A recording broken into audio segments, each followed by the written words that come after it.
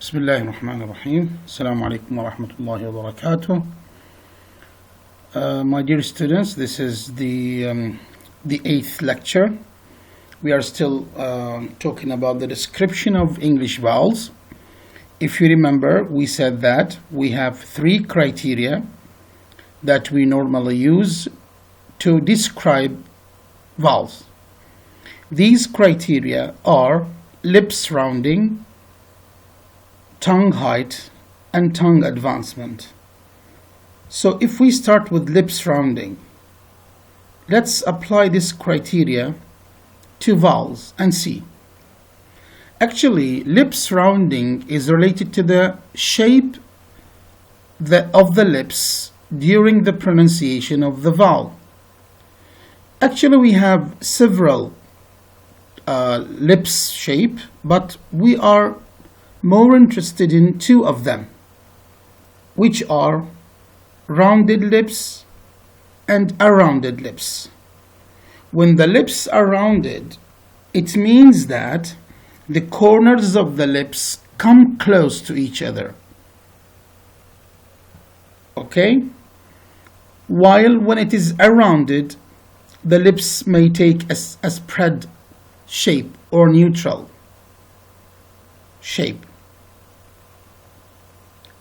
So we are talking about rounding and unrounding. Example, if we try, you can stand in front of the mirror and pronounce the sound oo. Oo. Oo is a rounded vowel because when we pronounce it, the lips take a rounding shape.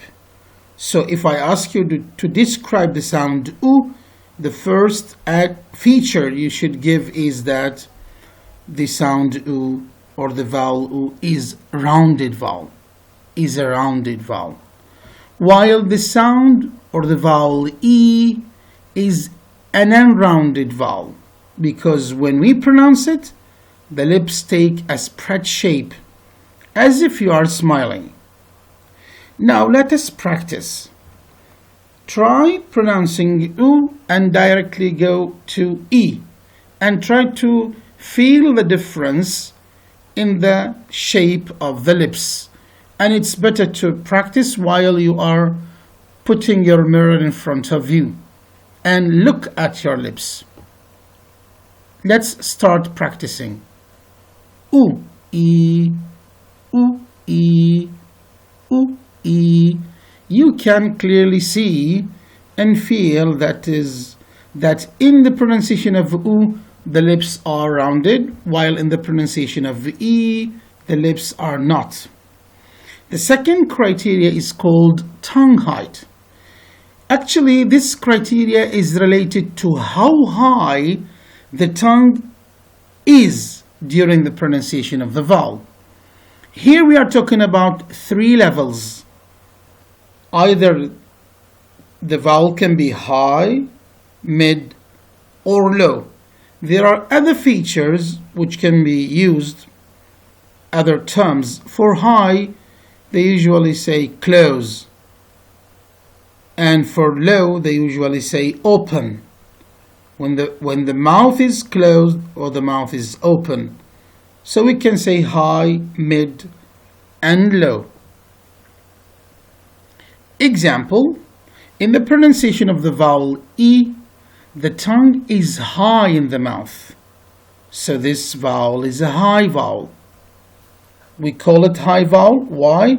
Because the tongue is high inside the mouth in the pronunciation of this vowel.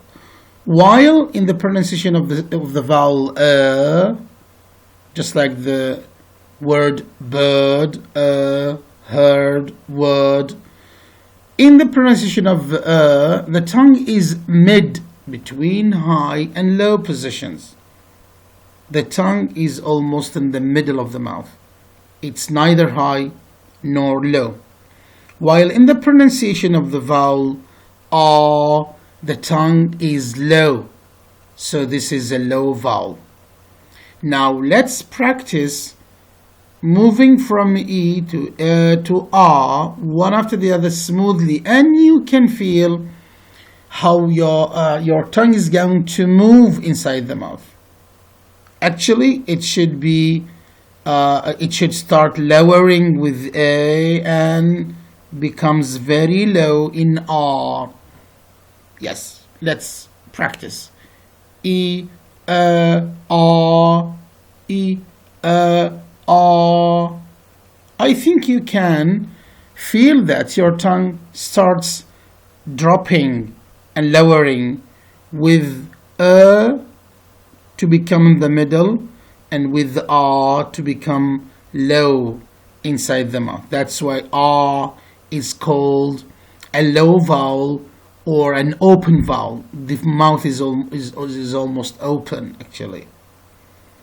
The third criteria is called tongue advancement. What do you mean by tongue advancement? Actually, we are interested in which part of the tongue is most raised inside the mouth. And here also we have three kinds: front, central, and back. So a vowel is front when the front area or front part of the tongue is most raised inside the mouth. And it becomes central when the central part of the tongue is most raised inside the mouth. And we call a vowel back if the part of the tongue that is most raised in the pronunciation of this vowel is the back part of the tongue. So if the front area is raised, it is a front vowel. If the central area is most raised, it's a central vowel. And if the back area is the most raised, it's called the back vowel. Let's have examples. The vowel E is a front vowel. Why? Because when we produce it, the front area of the tongue is the most raised. E, E. While in the pronunciation of the schwa, the central, which is a central vowel. Why? Because in the pronunciation of the vowel A, which is a very weak vowel, the central area of the tongue is most raised. A, E, A, E, A. While if the back part of the tongue is the most raised, then we have a back vowel, just like oo, oo, oo. Now, if we pronounce E, oo, one after the other, we can feel that the tongue is moving backward inside the mouth. E, oo, E, oo, E, oo. So you can feel that in the pronunciation of the E, the front part of the tongue is most raised, while in the pronunciation of the schwa, the central part is the most raised, while in the pronunciation of the U, the back part of the tongue is the most raised inside the mouth. Now, based on the discussion above, try to describe the vowels. Okay, you can try yourself pronouncing them and describing them. Describe each vowel in 3 words only. One word should be either rounded or unrounded, depending on lips rounding. The other feature is either high, mid, or low, depending on tongue height. And the third feature should be based on tongue advancement, front, central, or back. Good luck with this question. Thank you very much for listening. See you.